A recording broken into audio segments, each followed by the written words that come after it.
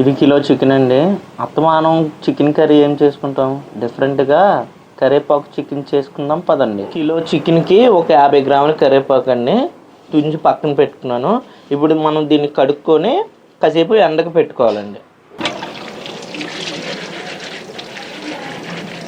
ముందు స్టవ్ వెలిగించి కడాయి పెట్టుకుందాం. ఒక గ్లాసు వాటర్ వేసుకుందాం. ముందు ఒక గ్లాస్ వాటర్ వేసుకున్నాం కదండి. ఇప్పుడు చికెన్ ఈ వాటర్లో వేసేసుకోవాలి. చికెన్ కొంచెం పెద్ద సైజు ముక్కలే కొట్టించుకోండి. చిన్నగా ఉన్నాయనుకోండి బాగోదు. కొంచెం పెద్ద సైజు ఉండాలండి ముక్క. చూడండి ఈ సైజు ఉండాలి ముక్క. కొద్దిగా అల్లం వెల్లుల్లి పేస్ట్ వేసుకుందాం. కొద్దిగా పసుపు వేసుకుందాం. సరిపడినంత సాల్ట్ వేసుకుందాం, రుచికి సరిపడినంత. దీన్ని ఇప్పుడు మెల్లగా కలుపుకోవాలండి. ఇలా నిదానంగా చికెన్ని అటువైపు ఇటువైపు ఇలా మెల్లగా బాగా బాయిల్ అవ్వాలండి. మొత్తం చికెన్ దీంట్లోనే 70% కుక్ అయిపోవాలి. ఇప్పుడు మూత వేసుకుందాం, కాసేపు బాయిల్ అవనిద్దామండి. ఈలోపు మనం మసాలాలు ప్రిపేర్ చేసుకుందాం. కరివేపాకు చికెన్లోకి మసాలాలు ప్రిపేర్ చేసుకుందామండి. 1 కప్పు మిరియాలు, జీలకర్ర, ధనియాలు 1 కప్పు, లవంగాలు కొద్దిగా, యాలకులు ఒక 5, దాల్చిన చెక్క కొద్దిగా. దీంట్లోకి మనం కారం వాడమండి, అందుకనే కొద్దిగా నేను 4 ఎండుమిరపకాయలని వాడుతున్నాను. ఈ చికెన్లోకి అయితే కారం అయితే వాడరండి. మనం దీన్ని సిమ్లో పెట్టుకొని దీన్ని ఫ్రై చేసుకోవాలి, లేదంటే మాడిపోతాయండి. మాడిపోతే మసాలాలు బాగోవు, చేదొచ్చేస్తాయి. సిమ్లో పెట్టుకొని మనం ఫ్రై చేసుకోవాలి.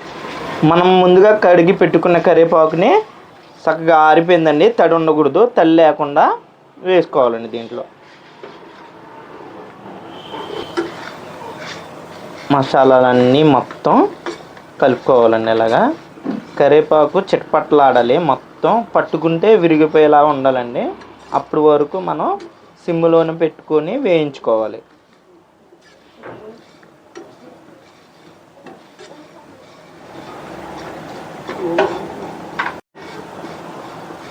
కరివేపాకు బాగా వేగిందండి. మనం ఇలా ముట్టుకుంటే ఇలా ఇరిగిపోవాలండి. బాగా వేగింది.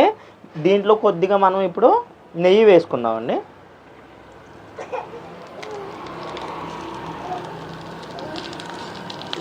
ఫ్లేవర్ కోసం అండి. ఇదే మంచి ఫ్లేవరు, సూపర్గా ఉంటుందండి. నెయ్యి మటుకు కంపల్సరీ వేసుకోవాలండి.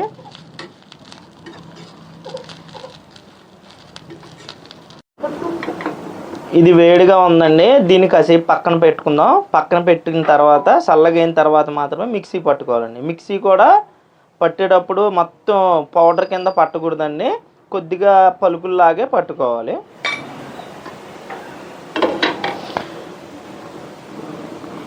ముక్క అయితే బాగా ఉడికిపోయిందండి. ఇలా ఉన్నప్పుడే మనం చికెన్ పీసెస్ని ఒక్కొక్కటిగా తీసి వేరే బౌల్లో తీసుకోవాలండి.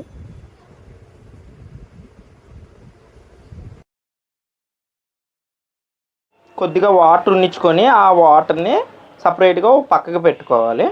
ఇప్పుడు కడాయి పెట్టుకోవాలండి. కడాయి వేడెక్కిన తర్వాత మనం ఆయిల్ వేసుకోవాలి.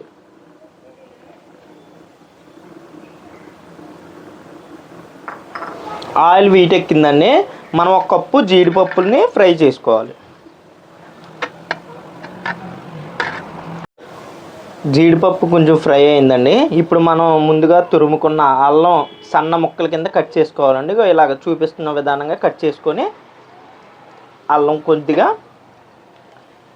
ఎల్లుల్లిపాయలు కూడా అలాగే సన్నగా తరుక్కోవాలండి. చూడండి నేను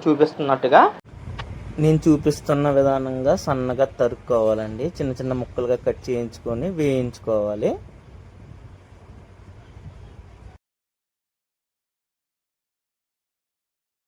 సన్నగా తరిగి పెట్టుకున్న 2 చిన్న ఉల్లిపాయలండి, సన్నగా తరిగి పెట్టుకోవాలి. ఇగోండి ఈ విధంగా కట్ చేసుకోవాలి. 1 కప్పు అండి.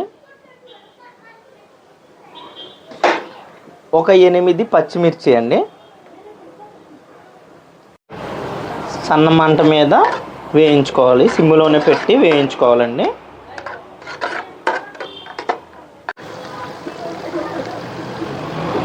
కొద్దిగా కరివేపాకు వేసుకోవాలండి.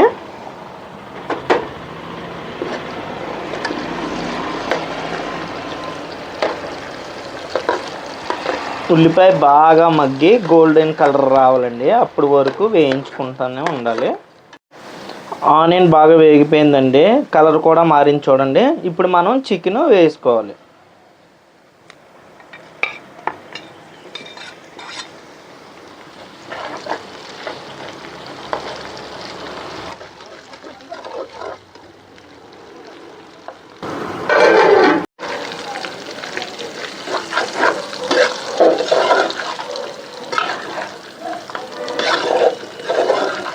చూడండి, మనం ఇందాక మిక్సీ పట్టుకున్నాం కదా, అది మొత్తం పిండిలాగా పట్టుకోకూడదండి. ఇదిగోండి, ఇప్పుడు ఎలా అయితే ఉందో అలా పట్టుకోవాలి.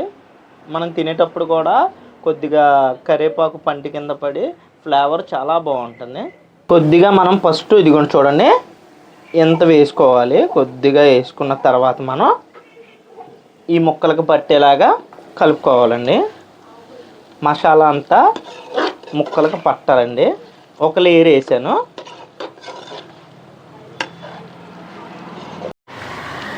మనం చికెన్లో మిగిలిన వాటర్ని పక్కన పెట్టుకున్నాం కదండి, దాన్ని మనం ఇప్పుడు దీంట్లో వేసేసుకోవాలి.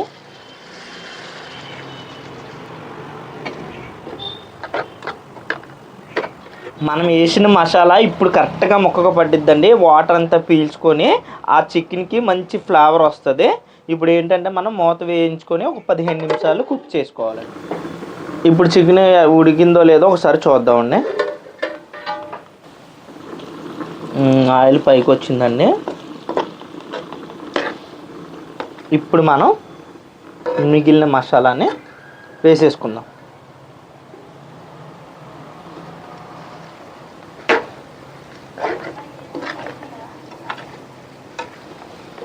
ఈ మసాలా అన్నది ఒక టిప్పుని వేసుకోకూడదండి, లేయర్ కింద వేసుకోవాలి. అప్పుడే మొత్తం ఈ ముక్కకి మసాలా అన్నది పడుతుంది.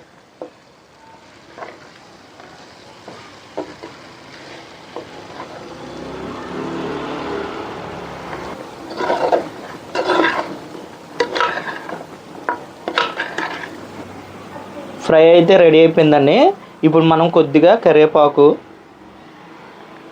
కొద్దిగా కొత్తిమీర వేసుకుంటే ఇంకా మన కరివేపాకు చికెన్ రెడీ అయిపోయిందండి. చూడండి, కరివేపాకు చికెన్ అయితే రెడీ అయిపోయిందండి. నేను చెప్పిన కొలతలతో మీరు కూడా ఒకసారి ట్రై చేసి చూడండి. చాలా టేస్టీగా ఉంటుంది, సూపర్గా ఉంటుంది. మా వీడియో కనుక మీకు నచ్చినట్టయితే వీడియోని లైక్ చేయండి, షేర్ చేయండి, సబ్స్క్రైబ్ చేయండి. మరో వీడియోతో మీ ముందుకు వస్తాం. అప్పటి వరకు నమస్తే, బాయ్ బాయ్.